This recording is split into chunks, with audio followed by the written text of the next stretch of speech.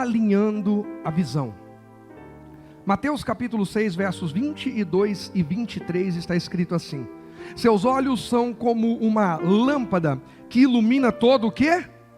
Todo o corpo. Quando os olhos são bons, todo o corpo se enche do quê? De luz. Mas quando os olhos são maus, o corpo se enche de escuridão. E se a luz que há em vocês é, na verdade, escuridão, como é profunda essa escuridão. Olha que coisa séria. Jesus no Sermão da Montanha vai falar que os olhos são a candeia do corpo, são uma porta de entrada para o corpo, de modo que se os olhos forem bons, o corpo brilha, mas se os olhos forem maus, o corpo entra em profunda escuridão. Eu preparei uma base que a gente vai acompanhá-la no decorrer desse mês. Pode colocar para mim, por favor. Pessoal em cima, fica bem ligado que hoje é bem rápida a coisa aqui, que eu tenho muita coisa a falar. Bons olhos. Se os teus olhos forem bons, bons olhos, boa visão. Isso diz que, conforme Jesus diz, todo o corpo se enche de luz. Ou seja, bons olhos, boa visão, você é iluminado. Deus está nos encorajando, nos confrontando no decorrer desse mês e alinhando a nossa visão para que sejamos iluminados através de uma boa visão, fruto de bons olhos. Então você vai ver que muitas vezes no decorrer desse mês você vai ter aquela tendência de olhar mal, pensar mal, julgar mal, desanimar, murmurar, reclamar, e o Espírito Santo vai te pegar, vai falar com você ou vai usar até alguém para dizer assim: você vai ficar reclamando da vida até quando? Até quando você vai continuar murmurando as mesmas coisas? Irmãos, tem gente que passa ano, entra ano, é a mesma murmuração, é o mesmo, ó céus, ó vida, e não percebe que Deus não tem altar de murmuração, Deus tem altar de adoração. Ele se manifesta, Ele opera, Ele faz sinais, Ele manda fogo, Ele responde onde há adoração, não onde há murmuração. Então a nossa visão precisa ser alinhada. Quem concorda com isso? Isso passa por ter bons olhos. E não é bons olhos aquela coisa de ser bobinho, ver tudo, não. A boa visão, a que vem de Deus. Agora, quem tem maus olhos, tudo pensa no pior, tudo projeta o pior, sempre autocomiseração. Ai, coitado de mim, pobre de mim, eu sou... é muito soberbo, porque isso é mal. Diz que vai ter uma visão ruim. E uma das razões de eu pegar na Nova Versão Transformadora é que fala sobre uma escuridão profunda. Perceba que pessoas negativas cada dia se tornam mais negativas. E sabe o que elas fazem? Por serem pessimistas, negativas, murmuradoras, as coisas vão dando certo ou errado na vida? Errado. Errado porque já sai preparado para o pior, já sai desanimado, já sai abatido. Vai fazer uma entrevista de emprego dizendo: alguém vai conseguir, eu não. Porque eu sou isso, porque eu sou aquilo, ou porque eu não sou. E aí não consegue, aí volta para casa e diz: eu não falei que nem adiantava ir? Quem já viu isso, diga: eu já vi. E aí o que acontece? Agora ele soma à sua visão negativa o argumento de algo que deu errado. E ele vai alimentando isso, e cada vez vai ficando mais negativo, e vai aprofundando uma visão ruim. Em nome de Jesus, Deus vai arrancar a gente do fundo do poço esse mês. Nós vamos começar a subir. Para de cavar, porque você já está no fundo do poço. Cavar vai mais para baixo. Está na hora de levantar os olhos e clamar: Deus, me tira daqui, porque eu quero o brilho da tua glória sobre a minha vida. Mas maus olhos traz uma visão ruim e escuridão profunda. Todos os dias, em várias circunstâncias, fazemos escolhas. Quem faz escolhas aqui? É isso. Um monte de homem não respondeu porque é casado. Você não escolhe mais, né? Agora só obedece. Ontem eu fui celebrar um casamento. O noivo chegou. Filha da irmã Rose. Irmã Rose está aí? Não. Está na lua de mel com os noivos. Não podia ir com os noivos para a lua de mel, não. Tem que deixar só eles. Aí foi lá no Riacho. Gente, pensa, 6 da tarde no Riacho. Represa Billes atrás de mim assim, ó. Aquele cenário lindo. Aquele frio. E eu lá, para celebrar o casamento. Feliz da vida. Guardei minhas mãos no bolso, falei: Senhor, aquece. Incendeia, Senhor, a tua noiva, eu estou aqui. E aí, entrou o noivo. Ele parou na minha frente, olhou para mim e perguntou: onde que eu fico? É aqui? Eu falei: pode ser, pode ficar aí. Irmãos, eu fui tentadíssimo, porque eu não tinha tanta liberdade com ele, mas eu fui muito tentado a falar para ele: aproveita que é a última vez que você decide alguma coisa, ou que você pergunta para alguém que não é quem vai entrar ali, onde você fica, onde você vai, que hora, porque daqui a pouquinho você não decide mais nada. Aproveita a sua última escolha. Você pode ficar um pouquinho mais para frente, mais para trás, porque depois disso acabou, né, gente? Aí já era. Mas, gente, brincadeiras à parte, a gente escolhe. A gente escolhe se levantar da cama, que roupa vai vestir, se vai comer ou não vai comer, se vai sair para procurar um trabalho, se já está trabalhando, vou sair mais cedo, vou sair na última hora, que nem um doido, desesperado. Fazemos escolhas. O nosso dia é cheio de escolhas, e em nome de Jesus o Espírito Santo vai ficar martelando a tua cabeça. Você está fazendo escolhas, depois não reclame dos resultados. Você escolheu murmurar, você escolheu falar mal, você escolheu fazer fofoca, você escolheu fazer intriga, você escolheu não orar, você escolheu não ler a Bíblia, você escolheu não cultuar, não congregar. Você escolheu, não reclame do resultado. Irmãos, tem gente que escolhe tudo baseado em si mesmo, não ouve a Deus, não ouve profeta, não se apresenta e não sabe por que está na escuridão profunda. Todo dia fazemos escolhas, todos os dias. Temos escolhido a luz ou a escuridão? Eu decido. E se você vem comigo, você vai levantar sua mão e com todo o teu coração você vai ler essa última frase aqui. 1, 2, 3. Eu decido pela luz, bons olhos, crendo na palavra. Se lembre disso o mês inteiro. Se lembre disso, eu escolho pela luz, eu não vou fazer coisa na escuridão, eu não vou ter aliança com as trevas. Cuidado com o jugo desigual. Hoje de manhã Deus me levou a ficar falando muito, não estava no meu esboço, sobre jugo desigual. Gente que arruma relacionamento com gente que não é de Deus, diz, depois ela converte, depois ele converte, e se arruma um enrosco para o resto da vida, porque não ouviu Deus pela palavra, não consultou ninguém, não falou com profeta, sacerdote, com ninguém. Foi pelo impulso do desespero. Não, pastor, se não for ele, se não for ela, eu vou sobrar. Não, com ele ou com ela você não vai sobrar, você vai sofrer. E perdão da palavra, melhor é sobrar um tempinho até dar certo do que sofrer a vida inteira. E tem gente que por não ouvir pela palavra, agora está sofrendo. Agora tem que gemer, chorar, clamar, Deus muda, Deus muda, Deus muda, porque agora já entrou. Aliança, sociedade, relacionamento, parceria, amizade. Avalie sua vida e veja quem lhe cerca. E veja para onde você está indo. Tem gente que é fantástico, mas não pode dirigir. Tem gente que é maravilhoso, mas não consegue conduzir a longas distâncias. Tem gente que é colega. Jesus tinha 12 discípulos. Ele não transfigurou diante dos 12. E não foi acepção. Cada um tinha estrutura para uma coisa. Jesus sabia discernir. 3 deles, ele levava para transfigurar, levava para eles transfigurar diante dele, levava para ressuscitar. E eles viam. Ele ia chorar, orar, clamar, se derramar, e os 3 estavam ali perto. Os outros 9... ele não levava para aquilo. E não era acepção de pessoas, é discernimento. Quem tem a visão alinhada também tem discernimento. Que em nome de Jesus nós venhamos ter discernimento. Com quem abrimos o coração? Irmão, vira e mexe, alguém fala com a gente: pastor, eu estou passando esse problema, nem falei com ninguém, mas sabe, me ajuda. Aí vem outra pessoa, recente, aconteceram alguns casos desses: pastor, está sabendo do fulano, está com um problemão. Mas a pessoa acabou de falar para a gente que não tinha falado para ninguém. Aí vem outro: pastor, fulano, sei nem o que vai ser agora. A pessoa pode contar para quem ela quiser. O que ela não precisa é fazer igual a Ananias e Safira, dizer, olha, é mentir. Qual que é o problema? É que às vezes, irmão, você pega um homem que já está revoltado porque ele está numa crise no casamento. Você vai dizer de problema no casamento, ele fala, nem fala de casamento para mim. Pronto, a desgraça está feita. Sabe do junta fome com a vontade de comer? Nós precisamos ouvir Deus. Nós precisamos pedir sabedoria. Senhor, eu preciso daquilo que é luz para a minha vida. Eu preciso da tua palavra. E muitas vezes você vai perceber que a tua vida está passando por uma fase de transição, de mudança. Alguém já percebeu isso?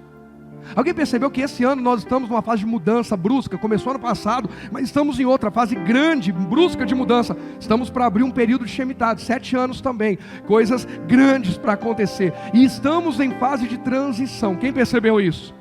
E como você está se comportando agora diz respeito ao que você vai colher. Escolhe bem, cuidado com as suas alianças. Escolhe bem, cuidado com as suas decisões. Olha Ezequiel 37, vamos lá. Irmãos, hoje Deus falou muito com a gente aqui sobre profetizar, sobre profecia. Hoje nós vamos falar sobre isso. Acabou o culto, veio a irmã falar comigo: pastor, nunca eu havia recebido uma profecia. Essa semana eu recebi, eu precisava falar com o senhor, e o senhor falou sobre isso. E vem outro: pastor, não sei o que. Irmãos, Deus não erra. A palavra que Deus envia tem a medida certinha para mim e para você. Não, pastor, a palavra está podando umas coisas na minha vida. Pois é, isso está mostrando que tem excesso na tua vida. A medida da palavra está certa, a minha e a sua medida que às vezes está errada. Porque a gente ouve assim: a palavra tem a medida exata, aí a palavra manda eu renunciar a alguma coisa. Fala: não, se tivesse a minha medida eu não precisava renunciar. Não, a palavra está na medida certa, a gente é que está desalinhado. Ezequiel 37 é um dos textos do livro de Ezequiel que eu mais amo. Acho que muita gente, quando pensa em Ezequiel, o que é a primeira coisa que vem à sua mente? Vamos lá, alguém fala para mim. Vale de Ossos Secos. O povo gosta de cemitério, né? Não, pastor, eu não gosto de cemitério, eu gosto de ver o resultado ali do processo. Coisa linda. Mas quem foi esse Ezequiel que em visão é levado para profetizar? E mais, quinta-feira Deus falou comigo sobre sexta passada a gente sair e fazer um Eu Me Importo extraordinário, especial. Toda segunda tem, como a pastora já anunciou no início do culto. Mas a temperatura baixou muito, principalmente de quarta-feira para cá. E falei: vamos para a rua. Na quinta eu fiz uma live que eu encorajo todos a assistirem. Quem não assistiu, assista, você vai entender o que é cristianismo. Pastor, eu já entendo, assista. Sabe o que é? Numa igreja o pastor fala assim: ó, quem aqui, eu preciso enviar um pastor para a cidade tal. Aí tinha um jovem lá, 18 para 19 anos, que um ano antes tinha feito uma oração: Jesus, muda o meu coração, que se eu mudar eu vou te servir, não importa onde e como. Aí vem o desafio: gente, eu preciso de enviar um pastor para não sei aonde. Aí, aquele irmão que tinha feito essa oração, ficou olhando e pensou: sou novo convertido, tem muita gente aqui mais experiente, com mais bagagem, alguém vai dar até briga. Eu brinquei com ele que falei: foi tipo Davi olhando os valentes, alguém vai entrar e arrebentar o Golias. E quando ele vê ninguém, fica aquele silêncio na igreja, cri, cri, até o grilo se ouvia. Porque a cidade para onde precisava enviar um pastor, matava os pastores que chegavam lá, as gangues. Tinham matado os pastores daquela igreja que foram enviados para lá. Então ele já sabia que estava indo, mas não tinha nenhuma garantia que voltava. Ele levantou a mão: tem ninguém, eu vou. Ele foi enviado. Ele foi, quando ele desce do ônibus, chega na cidade, ele dá de cara com um padre sem cabeça. Não é fábula, não é folclore. O corpo de um padre decapitado, com um recado: não fale de Jesus aqui. E aí, pastor? E aí, assiste a live, está no meu Instagram. Estou aprendendo a fazer propaganda, gente. Pastor, esse pastor também mataram ele? Gente, eu fiz uma live com ele, só se baixou o espírito dele na live. Sangue de Jesus tem poder. Mas a gente vai olhar. Quem viu essa live? A gente vai olhar e vai dizer: Jesus, me perdoa. A minha agenda ainda é muito desse mundo, ainda não é do Senhor. Assiste. Foi quinta-feira à noite, está no meu Instagram, no GTV. Aí o que acontece? Deus falou meu coração: faz na sexta, vai para a rua. Chamei, convidei, veio um monte de gente, coisa linda, fomos para a rua. Deus colocou no meu coração a palavra para compartilhar com o grupo. Ezequiel 37. Gente, nós estamos saindo para profetizar. Profetiza a palavra, que o Deus da palavra cumpre a parte dele. Enquanto você fica se apoiando no eu acho, no que eu penso, no eu isso, eu aquilo, eu sinto, é você comprometido com o que você falou. Agora, quando eu e você dizemos está escrito, fica tranquilo que é Deus que vai agir. E nós fomos. Quando foi ontem, falei: eu preciso sair para caminhar e correr, porque depois eu tenho um casamento e aí eu não sei como é que vai ser meu dia. Saí e pedi a Deus uma palavra. Gente, não tinha nada a ver eu cair naquela palavra. Eu fui parar em Ezequiel 37. A mensagem, eu já tinha até a mensagem pronta hoje: visão certa, visão errada. Aí Deus falou: não, a visão certa é alinhando a visão. É Ezequiel 37.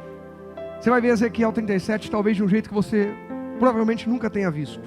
Versículo 1 diz: veio sobre mim a mão do Senhor, e o Senhor me levou em espírito, não foi fisicamente, em espírito, e me pôs no meio de um vale que estava cheio de ossos, e me fez andar ao redor deles, e eis que eram muito numerosos sobre a face do vale, e estavam sequíssimos, E me diz: filho do homem, poderão viver esses ossos? E eu disse: Senhor Jeová, tu sabes. Ouça Deus, não seja precipitado. Tem gente dando resposta: eu não posso, não dá, mas nem ouviu o que Deus tem a dizer. 4. Então me disse: profetiza sobre esses ossos e diz-lhes: ossos secos, ouvi a palavra de quem, igreja? Do Senhor. A igreja precisa mais isso, mais está escrito, mais a palavra de Deus, e menos eu acho, eu penso, eu. Ouça a palavra de Deus, se abra, se renda à palavra de Deus. Ele é soberano, Ele tem todo o poder. Ouvi a palavra do Senhor.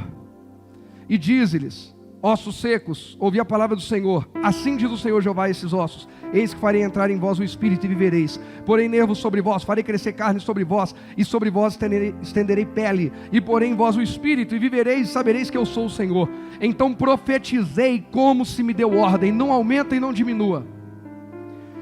E houve um ruído enquanto eu profetizava, e eis que se fez um rebuliço, e os ossos se juntaram, cada osso ao seu osso. Hoje eu não vou aprofundar nisso aqui.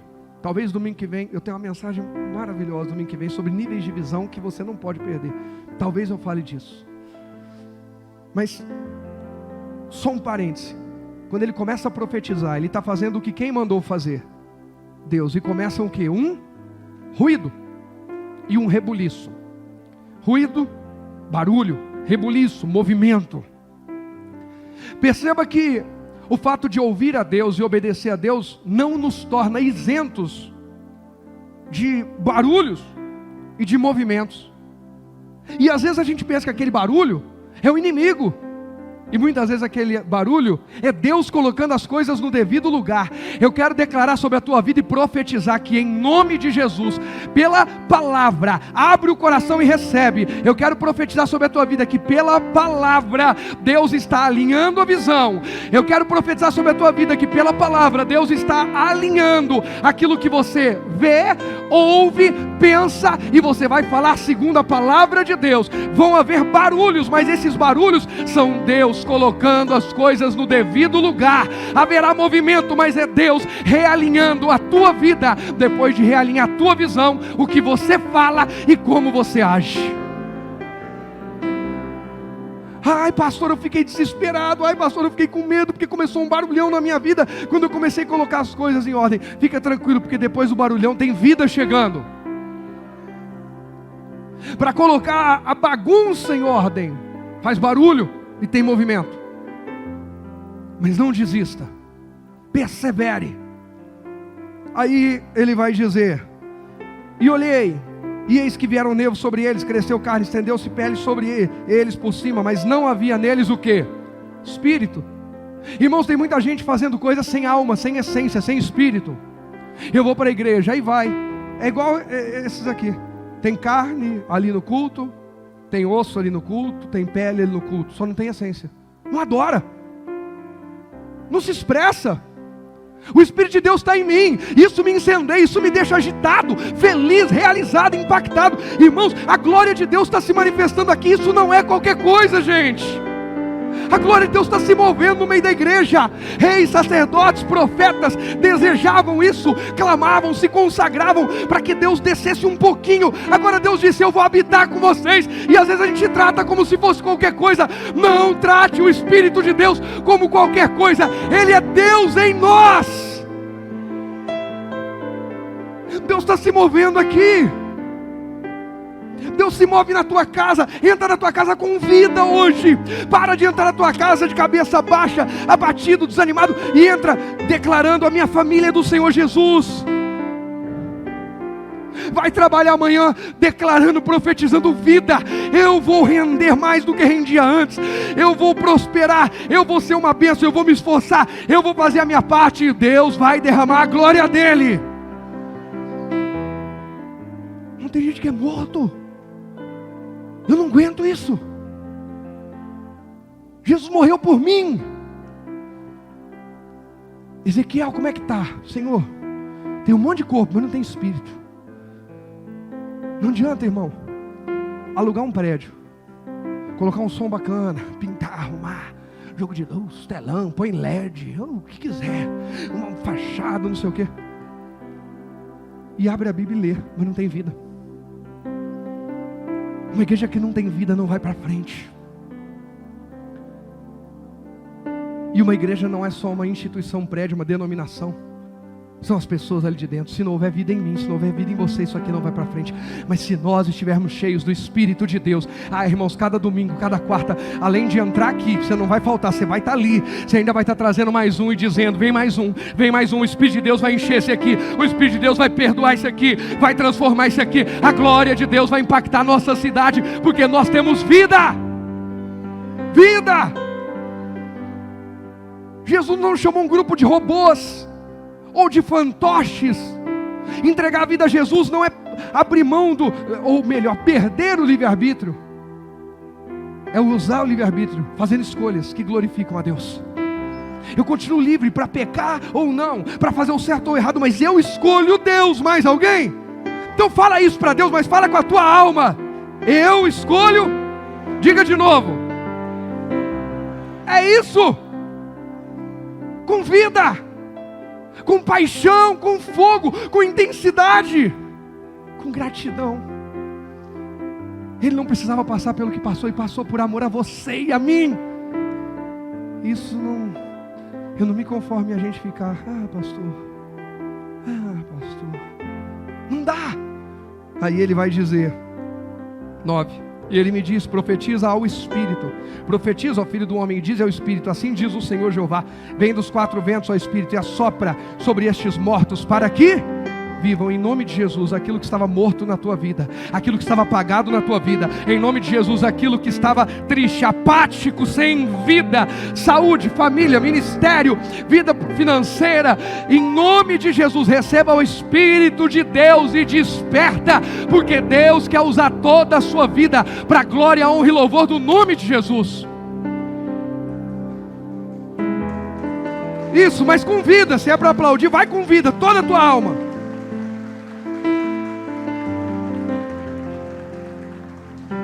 Profetizou e veio vida.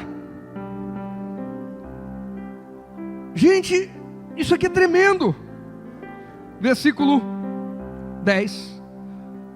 Profetizei como ele me deu ordem, então o Espírito entrou neles, viveram e se puseram em pé, um exército grande e extremo. Eu vou te dizer uma coisa, não adianta nada eu profetizar aqui que a tua vida, a tua saúde, teu ministério, tua vida financeira, tua família vai ser cheio do Espírito de Deus, se Deus, conhecendo o teu coração e o meu coração, souber que quando a família melhorar, quando a saúde melhorar, quando a vida financeira melhorar, a gente vai usar isso para nós mesmos e não para o reino. Porque perceba que quando o Espírito de Deus entrou, foi levantado um exército. Para quê? Para servir a Deus, para guerrear a guerra do Senhor. Quando a sogra de Pedro é curada, ela se levanta e vai fazer o quê? Alguém sabe? A sogra do Pedro está doente com febre. Jesus curou até a sogra, gente. Filha, sua mãe está trabalhando? Está dormindo, né? Com Deus adiante. Sogrinha, se estiver aí, te amo. Você não é sogra, você é igual a mãe, entendeu? Jesus curou a sogra de Pedro, ele orou, a febre deixou. E o que ela fez? Se levantou e fez o quê? Alguém lembra? Levantou e fez o quê? Quem é que foi abençoado por Deus já? Diga amém. Você está servindo? Não responde para ela. Pensa você mesmo. Ai não, pastor, é que assim, eu vejo umas coisas erradas. Você é o certo. Não, pastor, tem umas coisas que eu não concordo. Você acha que todo mundo concorda com você?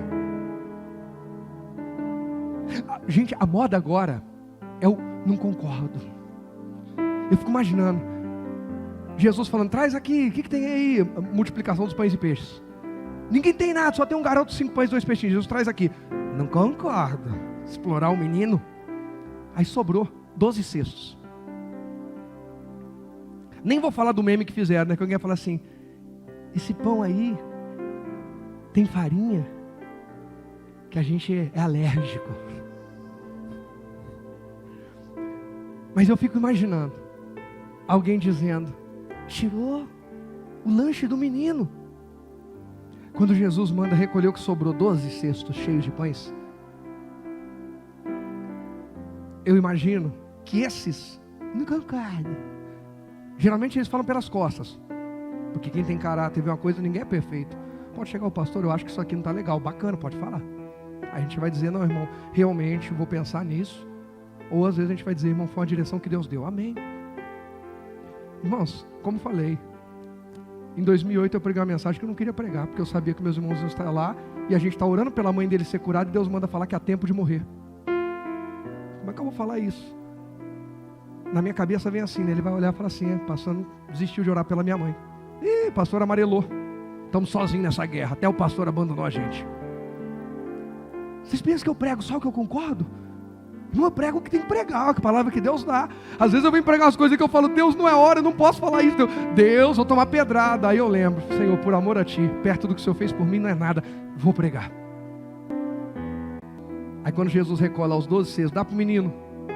Aí, irmão, esses críticos que tem até hoje, ele está contaminado e não pode exercer o seu ministério até se purificar. Para um sacerdote judeu, entrar num cemitério é como para um judeu, não precisa ser sacerdote, tocar no corpo de um morto, um cadáver. Assim como um judeu não quer saber de tocar num cadáver para não ficar imundo, um sacerdote também não quer entrar no cemitério. Isso é tão sério que nós vamos junto para Jerusalém, para Israel, em nome de Jesus. E você vai ver lá que há uma profecia sobre a porta pela qual o Messias, o Redentor de Israel, virá e entrará por essa porta. E no período que os muçulmanos dominaram ali, eles fecharam essa porta, colocaram um monte de tijolos e fecharam a porta. Chegou a ver isso, né, linda? Viu? E falaram: quero ver, não vai entrar, fechamos aqui. Só que eles, por falta de conhecimento da Escritura, não viram que diz que ele vai abrir essa porta, ele vai arrebentar. Para abrir ela tem que estar. Para abrir ela tem que estar.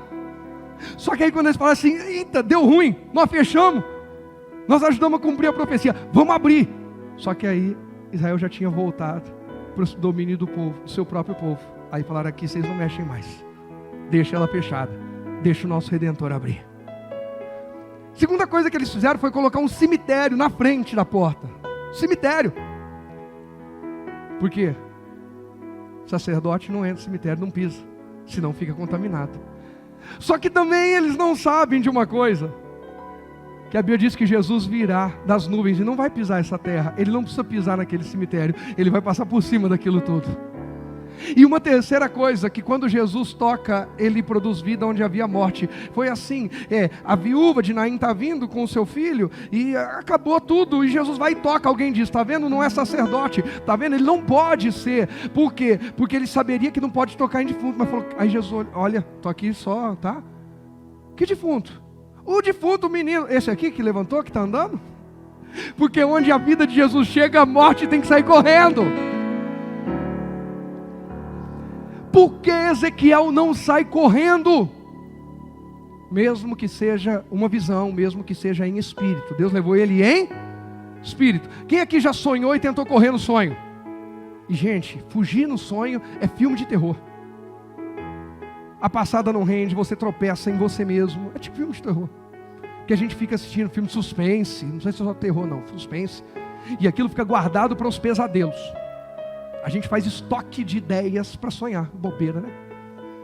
Aí, tá vindo o assaltante, a gente vai correr e parece que a passada não rende. E o cara corre e você nem anda, rasteja, tropeça e não sei o quê. Ezequiel não corre. Deus coloca ele no meio e ele começa a andar onde Deus manda. Anda no meio, anda ao redor. Ele está fora de contexto. Mas sabe o que está acontecendo? Deus está realinhando a visão dele. Vamos para o capítulo 1 e eu já vou te dar a primeira lição. Capítulo 1, enquanto você volta aí as páginas da sua Bíblia, até Ezequiel 1, eu vou pedir para já colocar a primeira lição aí para a gente. Pode colocar, por favor, a primeira lição. Era loucura aquilo. Confie no caminho por onde Deus te levar. Ele está alinhando a sua visão. O Espírito de Deus levou Ezequiel a um vale de ossos secos. Ele não correu por quê? Porque a visão dele já havia sido anos antes alinhada. O que você está vivendo hoje, Deus está lhe preparando para desafios que virão. E lembra que Ezequiel profetizou e houve um grande milagre, levantou um grande exército. O que eu estou querendo dizer com isso? Que as batalhas, os desafios, as aflições do que você está vivendo hoje, eu vivendo hoje, se a gente permanecer na presença de Deus, irmãos, isso vai avivar, fortalecer a nossa fé para desafios que virão. E nós vamos clamar, vamos profetizar e a glória de Deus vai prevalecer. Confie. Deus é loucura. É o caminho que o Senhor estabeleceu para mim? Então eu vou. Eu confio em Deus, eu confio no caminho que Ele tem para mim. Jesus disse, eu sou o caminho. Como é que eu ando em Jesus? Jesus é aquele que perdoa, Jesus é aquele que ama, Jesus é aquele que dá outra face, Jesus é aquele que santifica, Jesus é aquele que se conecta e chama Deus de Pai. A visão é alinhada. Jesus nos ensina a chamar Deus de Pai, e para os religiosos isso era um escândalo. O novo caminho é chamar Deus de Pai. Diga, Deus é meu Pai. Diga, Deus é nosso Pai. Falei muito disso quarta-feira aqui no culto. Pai nosso, o pão nosso. O mover de Deus não é egocêntrico para realizar uma pessoa, é para realizar toda a humanidade, todas as pessoas, é em favor do próximo. Ezequiel 1, versículo 1, está escrito assim: e aconteceu no 30º ano, no 4º mês, no dia 5º do mês, que estando eu no meio dos cativos, junto ao rio Quebar, se abriram os céus, e eu vi visões de quem? De Deus. No 5º dia do mês, no 5º ano do cativeiro. Agora ele vai falar tempo de cativeiro, 5º ano. 30º ano, ele está falando dele, tempo dele de vida. O versículo 2 ele vai dizer tempo de cativeiro. No 5º dia do mês, no 5º ano do cativeiro do rei Joaquim, veio expressamente a palavra do Senhor a Ezequiel, filho de Buzi, o sacerdote. Ezequiel é filho do sacerdote e está sendo preparado para o sacerdócio. O que a palavra veio falar para ele? Na terra dos caldeus, junto ao rio Quebar, e ali esteve sobre ele a mão do Senhor. Aí ele vai dizer da visão, que ele viu um vento tempestuoso que vinha do norte, uma grande nuvem, fogo e tal, e tal, e tal. Ezequiel foi levado cativo para a Babilônia, e ele vê o grande sonho da vida dele ameaçado. Por quê? O grande sonho dele é ser sacerdote como seu pai é. Só que sacerdote, presta atenção nisso, só oferece a Deus onde tem altar. Sacerdote, eu aprendi isso muitos anos atrás e guardei comigo. Um dos significados, e que para mim mais reflete mesmo a realidade da palavra sacerdote, é sacrificador. O sacerdote é aquele que sacrifica a ovelha, que sacrifica em favor do povo. Presta atenção, que eu vou explicar uma coisa aqui para você. Muitos já sabem, já me ouviram falar. Para quem não sabe, você vai aprender uma coisa que nunca mais você esqueça. O sacerdote tem a responsabilidade de ligar o povo. Ligar quem? O povo a Deus. Então o sacerdote está indo aqui nessa mão.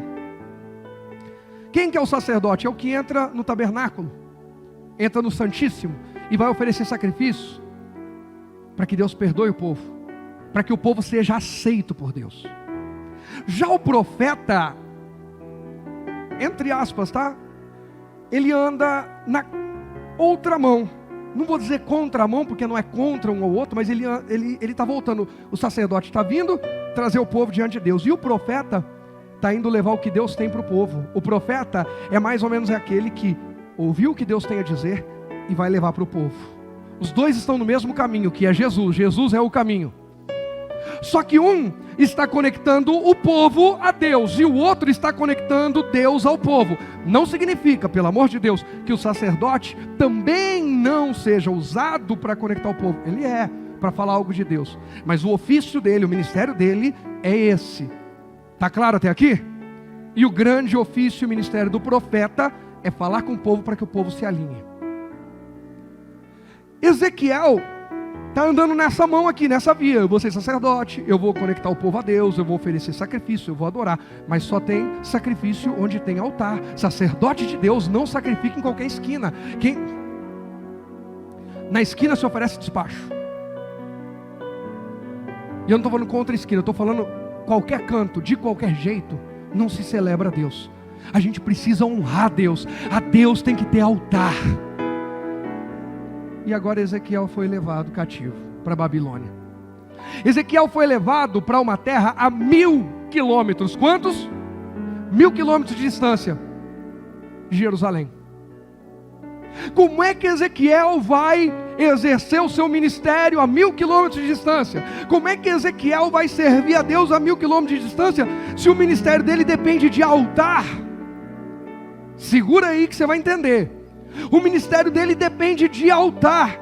E lá na Babilônia ele não vai oferecer a Deus em altares de ídolos, de falsos deuses que afrontam Deus vivo, Todo-Poderoso. Ou seja, Ezequiel está vendo o ministério dele ser sabotado, como muitos estão vendo seu casamento, sua saúde, seu ministério, sua empresa, seus sonhos, seu futuro. Mas eu estou aqui para te dizer que ainda que as circunstâncias tentem sabotar aquilo que era um projeto na tua vida, o que Deus está fazendo, Ele está entrando em cena e realinhando a visão, e você vai ver que a visão de Deus é melhor do que a sua. Ezequiel é levado em 597 a.C., com mais 10.000 cativos para a Babilônia. Já tinha uma remessa sido levada, agora ele está sendo levado para lá. Ezequiel é contemporâneo de Daniel, que já tinha sido levado e já estava no palácio de Nabucodonosor. Eles não conviviam juntos, próximos. Um está no palácio, presta atenção, Ezequiel serviu a Deus no meio dos cativos, ou seja, no meio do povão. Ezequiel era profeta do povo. Daniel serviu dentro do palácio, diante de Nabucodonosor.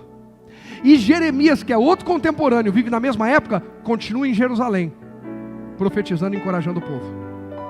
3 profetas, grandes profetas contemporâneos, cada um atuando numa linha. Irmão, você não tem que ser outra pessoa, você tem que ser quem Deus te criou para ser, e está onde Deus quer que você esteja.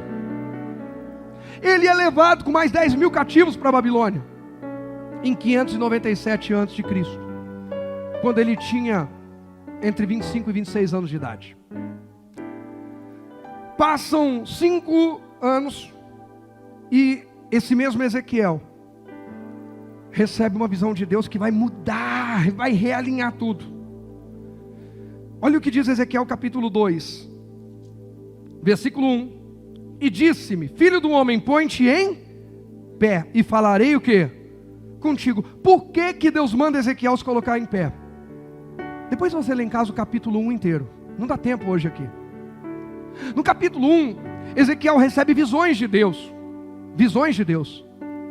Ele havia sido levado, presta atenção, em 597 a.C., com 25 a 26 anos de idade. 5 anos se passam, e entre 592 e 593 a.C., porque antes de Cristo vai decrescendo, né? Regressiva, zera em Jesus e depois vem depois de Cristo, aí é crescente a contagem de tempo. 597 ele é levado. 593 para 592, Deus vem dar visão a ele. Que visão? Nós vamos chegar lá. Mas essa visão vem com o objetivo de realinhar o ministério dele. Nessa visão, ele vê 4 seres viventes e vê diante do trono. A visão que Ezequiel tem, aqui em Ezequiel capítulo 1, que ele vai descrever e tudo mais, e a visão que ele vai tendo, dos 4 seres viventes, se alinha a visão que Isaías teve no capítulo 6, verso 2, que eu preguei esses dias aqui, no ano em que morreu o rei Uzias, eu vi ao Senhor assentado sobre o alto, sublime trono, e vai falar dos serafins, os 4 seres viventes.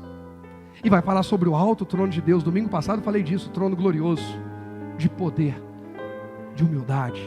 Domingo passado não, retrasado, domingo passado foi a pastora. Essa visão de Ezequiel também se alinha com Apocalipse, capítulo 4, verso 16. Ou seja, presta atenção, Isaías vive outro período, João na ilha de Patmos, Apocalipse outro período.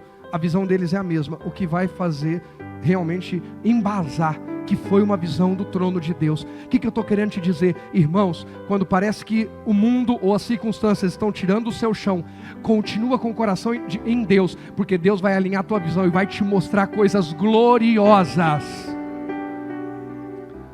Qual é a visão? Primeiro Deus fala: põe-te em pé que eu vou falar contigo. Aí verso 2: então entrou em mim o Espírito, quando falava comigo, me pôs em pé, e ouvi que me falava.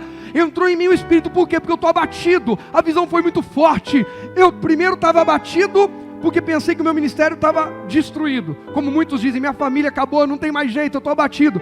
Mas aí Deus se manifestou e você ficou impactado. Deus, como é que eu faço para levantar? Se você ouviu o que Deus está dizendo, se você rendeu o seu coração a Deus, fica tranquilo, porque é o Espírito de Deus que vai te colocar de pé.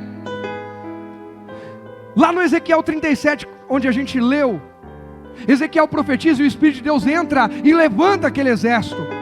Mas quem foi o homem que profetizou aquilo? Um homem que um dia, primeiro foi levantado pelo Espírito de Deus. O que isso ensina, igreja? Que primeiro Deus faz em mim e em você, e depois Deus faz através de nós. O que você está enfrentando agora, Deus vai fazer uma obra na tua vida, para depois fazer através de você. Pastor, por que Deus não fez ainda? Porque talvez se Ele fizer agora, você não vai servi-lo, você não vai honrá-lo. Tem muita gente que vem abençoado, a vida muda, a pessoa enche a agenda dela, enche a vida dela de coisas, e não tem tempo, disponibilidade, prazer para servir a Deus. Não, pastor, sabe o que é? É porque aí é o meu marido, é porque aí é a minha esposa, é porque aí é meu pai, é minha mãe, o meu irmão, os meus filhos. Jesus falou: quem não aborrecer a esse por amor a ele, não é digno dele. Isso é sério, é pesado, mas é Bíblia. Engraçado que a gente aborrece algumas pessoas, a gente, no bom sentido, a gente, não, eu vou me firmar, eu quero isso aqui, para tantas coisas e para servir a Deus. Aí a gente, nossa, na hora de servir a Deus, a gente tem que ser o politicamente correto. Impressionante, cara de pau que a gente tem. Está na hora de tomar uma decisão. Deus faz em mim e depois faz através de mim. Deus pode me levantar, porque eu vou abrir a minha boca para levantar outros. Alguém pode dizer isso? Diga: Deus, pode me levantar, porque eu serei instrumento do Senhor para levantar a outros. De onde, pastor, Deus levantou Ezequiel? Quedas emocionais, quedas internas. A primeira, um homem sem casa, porque ele foi tirado da casa dele, levado para o cativeiro. Quem lembra disso? Sua identidade familiar, sua casa, seu sacerdócio, altar, templo, ele não tem nada. Como é que um homem desse vai ser sacerdote? A Bíblia diz que o sacerdote primeiro precisa governar bem sua casa, para depois servir na casa de Deus. E Ezequiel nem casa mais tem. Ou seja, aos olhos humanos, a visão natural é: Ezequiel, deu ruim, você não vai exercer sacerdócio. A visão divina é: Ezequiel, eu vou aumentar o teu ministério. A visão de Deus é: Rogério, e eu vou aumentar a obra que eu tenho para fazer na tua vida. Só deixa eu alinhar a tua visão. Deixa Deus alinhar.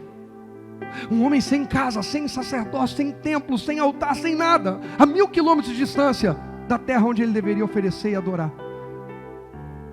começa a ser alinhado por Deus. Para quê? Para uma nova visão. Um novo tempo está chegando na nossa vida, irmãos. A visão de servir no templo está fora de questão, porque Ezequiel não tem como fazer isso na Babilônia. E o que ele vai fazer agora? Segunda lição, põe aí por favor. Realinhe sua visão, mas não desista. Realinhe sua visão, fica ligado, mas não desista. Realinha. Ezequiel tinha tudo para dizer: não tem jeito, Deus, eu queria ser sacerdote. Irmão, vai aumentar. Eu vou repetir o que eu vou falar aqui daqui a pouco, mas eu preciso falar agora, e vou falar mais uma vez daqui a pouco. Nós muitas vezes esperamos só uma desculpa para cair fora e não fazer o que Deus mandou a gente fazer. Eu já fiz isso na vida. Mais alguém? Tem gente que não teve nem coragem de falar porque ainda está fazendo. Verdade. Eu admiro a sinceridade.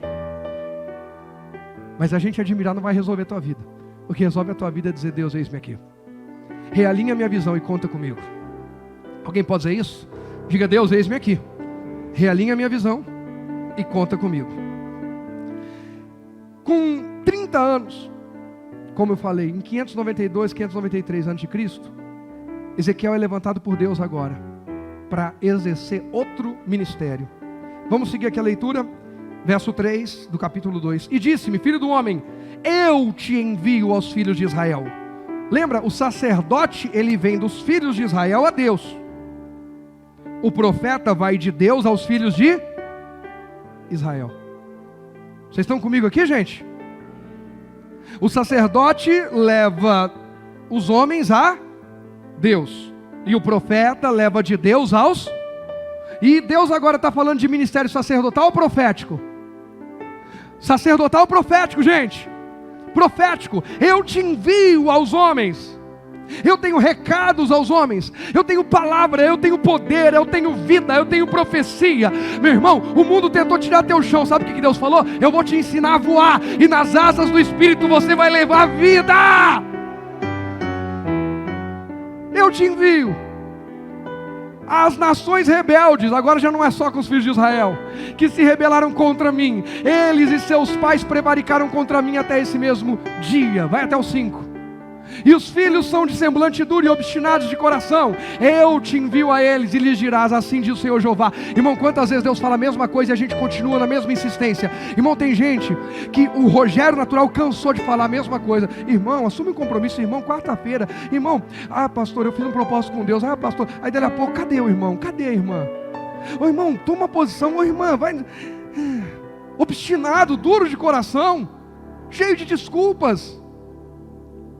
As outras pessoas também têm vida, mas decidiram que é importante.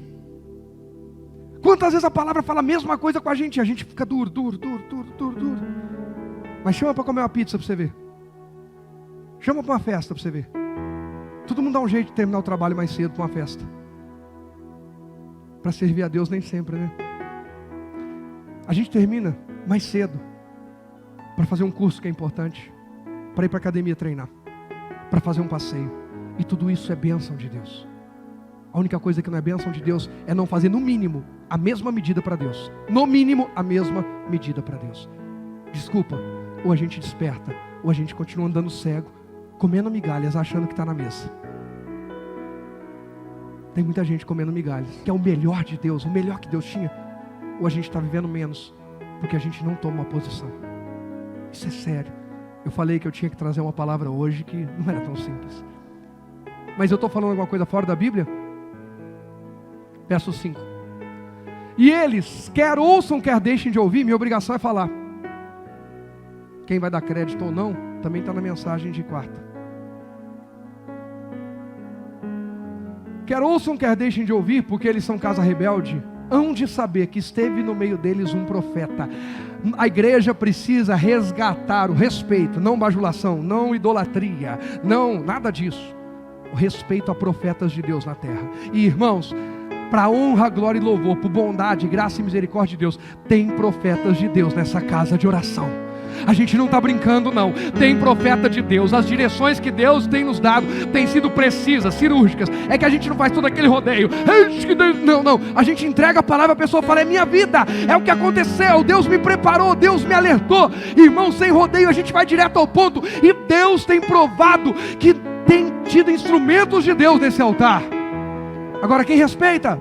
E eu não estou falando de desrespeito pessoal, eu estou dizendo a voz profética. Quem respeita já se posicionou onde foi alinhado. Irmãos, infelizmente, vou falar que não é chateação, nada em paz, mas vou como exemplo. Começa pela liderança. Tem gente que não vem domingo e não dá satisfação. A gente tem que ficar perguntando: o que aconteceu, irmão? Senti sua falta. No curso de membro a gente pede, avisa. Se aconteceu alguma coisa, a gente fica preocupado.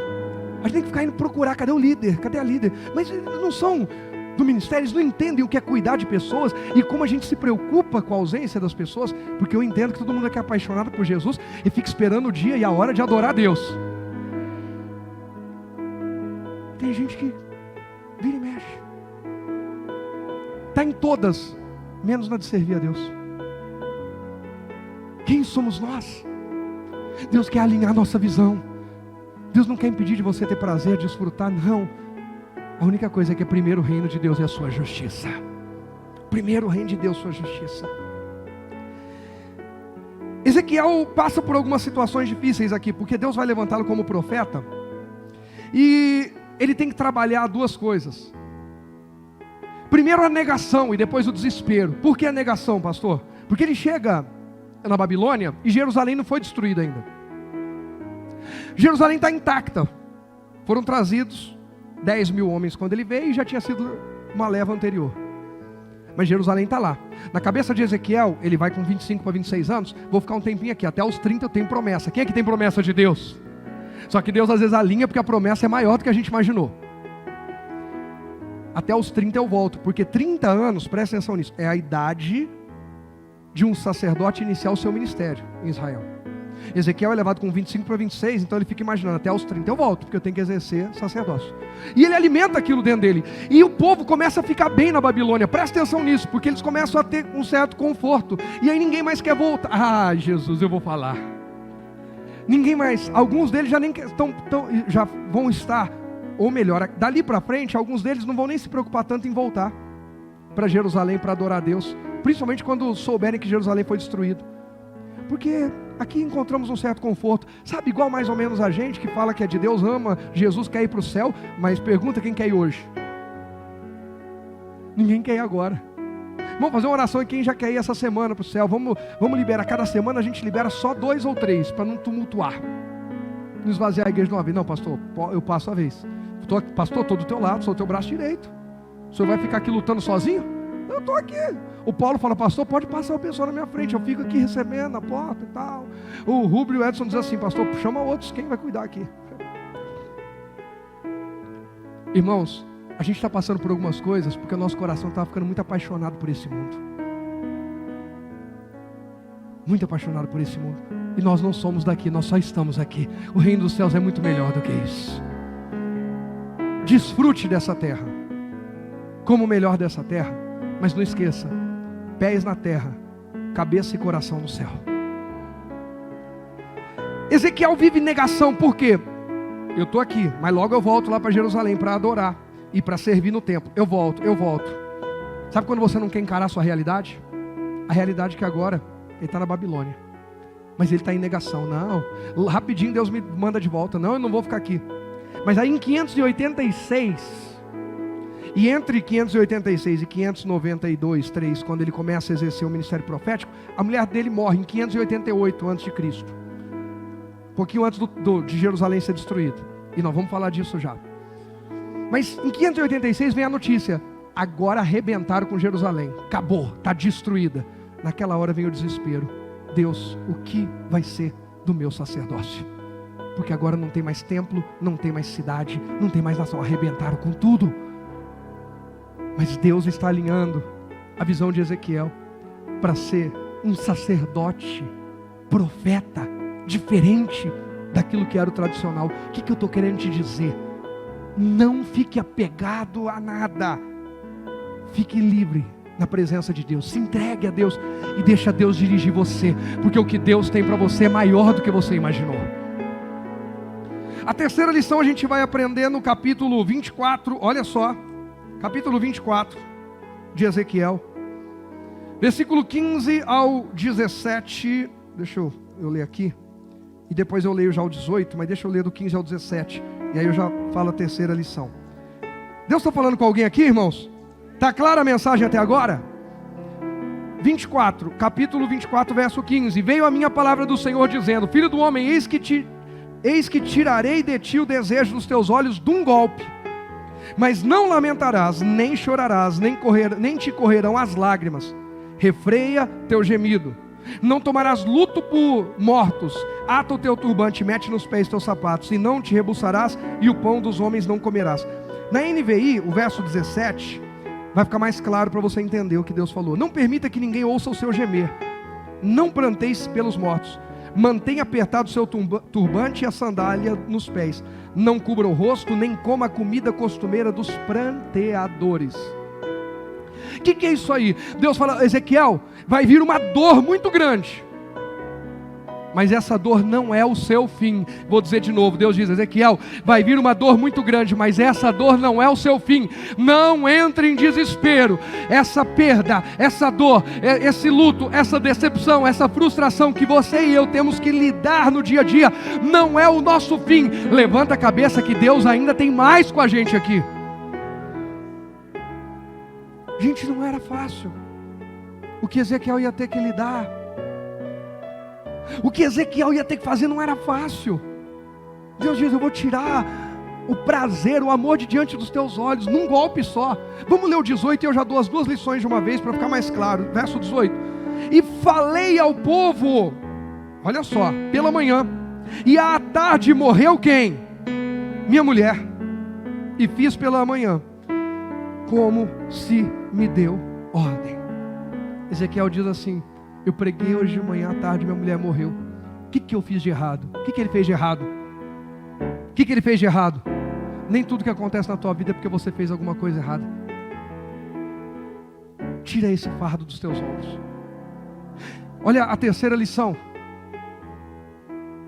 Continue crendo e falando.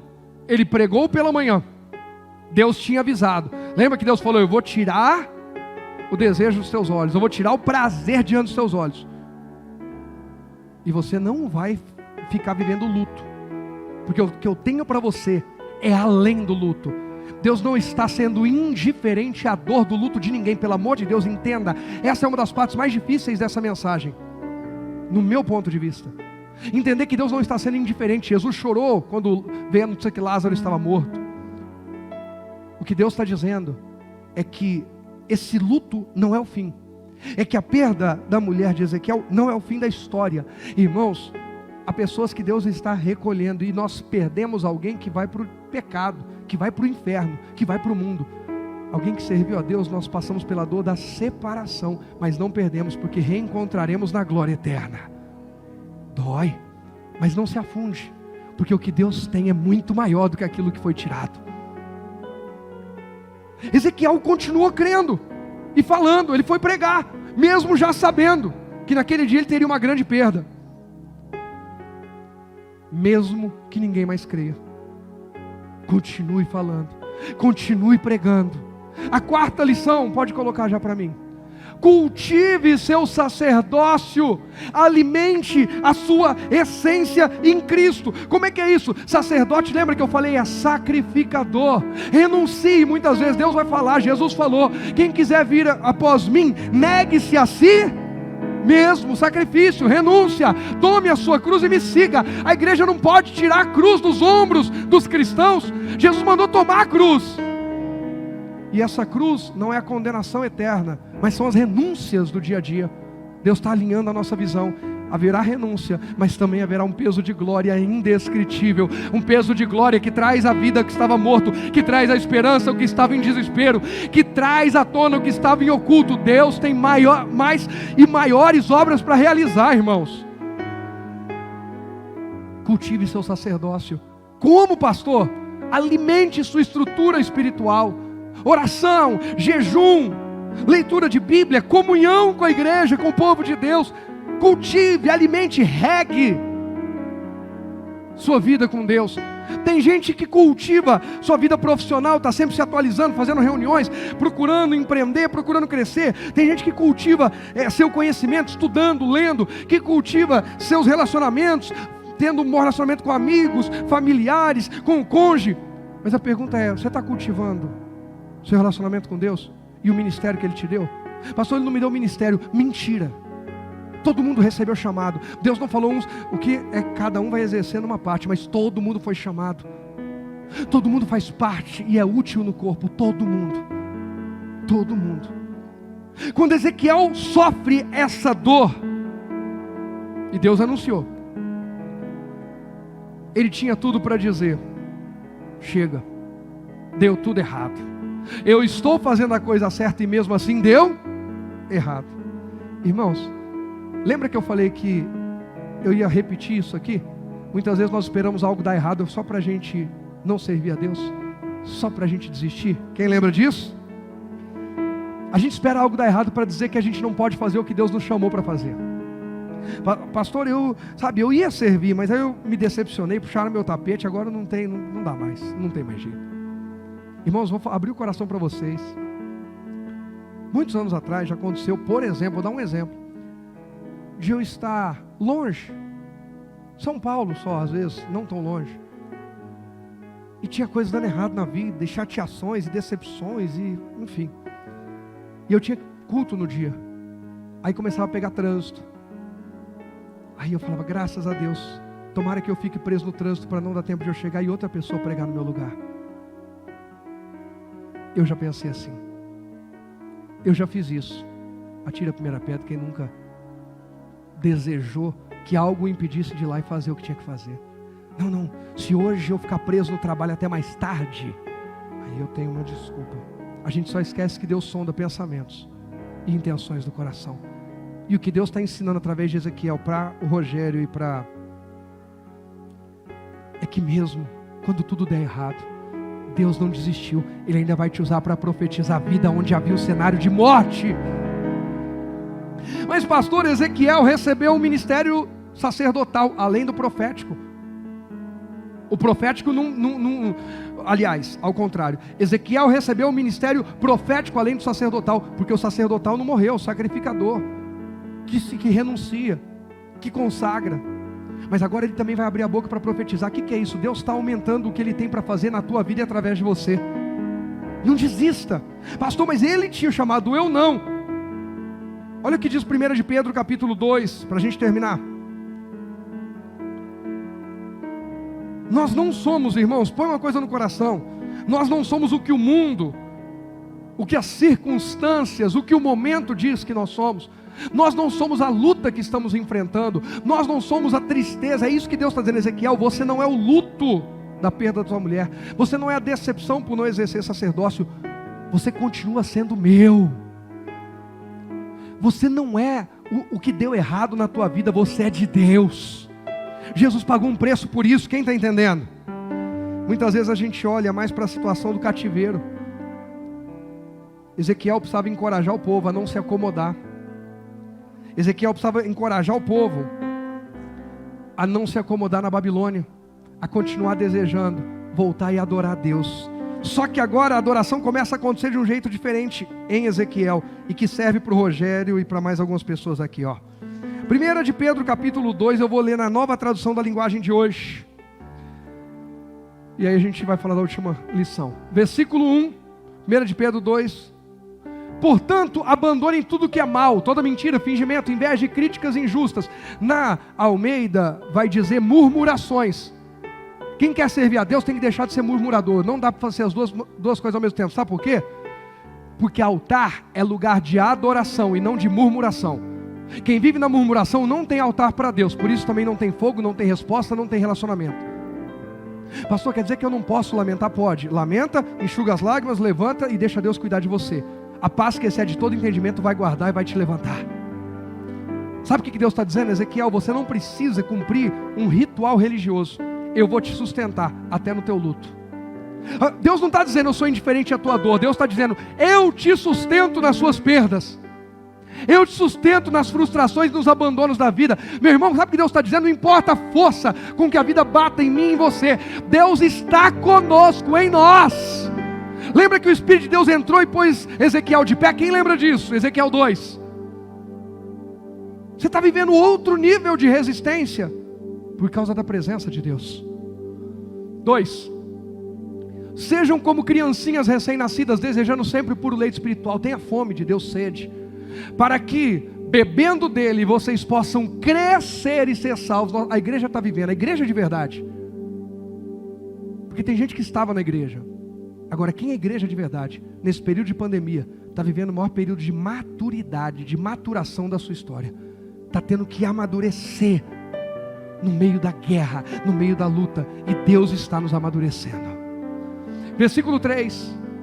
Pois como dizem as escrituras sagradas, vocês já descobriram por vocês mesmos que o Senhor é bom. Quem crê que Deus é bom? 4. Cheguem perto dele, se aproxima, irmão, está na hora de fazer mais. A pedra viva que os seres humanos rejeitaram como inútil, Jesus, a pedra que os edificadores rejeitaram, mas que Deus escolheu como de grande valor. Jesus tem valor para você também? Verso 5, vocês também como pedras vivas. Jesus é a pedra viva, e o Rogério é cristão, é mais uma pedra viva. E você? Mais uma? Semelhante ao Cristo. Quem olha para você vê Jesus? Quem olha para mim vê Jesus? Ó, deixem que Deus os use. Lembra? Quem colocou Ezequiel de pé mesmo? Quem entrou em Ezequiel e pôs ele de pé? Quem levou Ezequiel para um vale de ossos sequíssimos? Deus. Quem que mandou Ezequiel abrir a boca e profetizar? Mandou profetizar, assim diz quem? Ezequiel? Não, assim diz Deus. Tudo que você precisa já está disponível em você. Deus decidiu habitar em você. Creia em Deus, creia na presença do Espírito Santo em você. Pela palavra, creia. Deixem que Deus os use na construção de um templo espiritual, onde vocês servirão como sacerdotes dedicados a Deus. Ó Ezequiel aqui, ó. Deus não dá mais para ser sacerdote. Por quê? porque não dá para oferecer no templo babilônico. Aí Deus fala, então eu vou morar dentro de você, eu vou começar a entrar dentro de você, e você vai me adorar de dentro para fora. Antes era de fora para dentro. Vai lá, Ezequiel, entra no templo, ai misericórdia, amarra a cordinha na cintura, se tiver impuro vai morrer, e não sei o que. Agora Deus fala assim, Ezequiel, eu entro dentro de você, eu moro dentro de você, eu incendeio a tua alma, eu faço você vibrar, pular. Quando você abrir a boca, é a minha presença, é a minha vida, é a minha glória que vai fazer a diferença. Isso me impacta, porque isso é para o Rogério e para mais alguém aqui. Agora a edificação sou eu, é você. Deus escolheu que eu e você sejamos a habitação. Hoje o altar é em nós. Há um altar no seu coração para Deus? Quem quer uma família abençoada? Lembra que sacerdote só oferece em altar. Dentro da sua casa tem um altar? Ou dentro da sua casa só tem lambança, sujeira? Porque tem gente dentro da igreja que faz carinha de anjo. A hora que vai para casa, irmão, Deus nos acuda. Tem tudo menos Deus lá. E não sabe porque que Deus não se manifesta naquele lugar. Na sua empresa tem um altar para Deus? No seu celular tem um altar para Deus ou pornografia?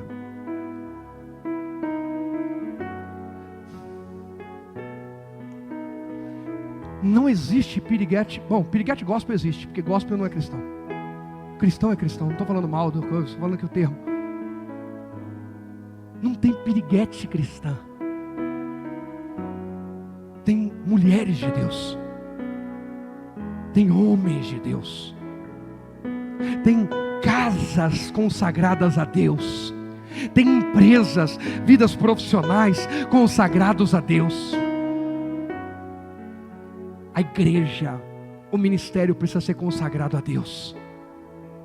Se o altar desse lugar for consagrado à idolatria, ou ao ego, à vaidade, o Espírito de Deus não se move ali. Quem está entendendo?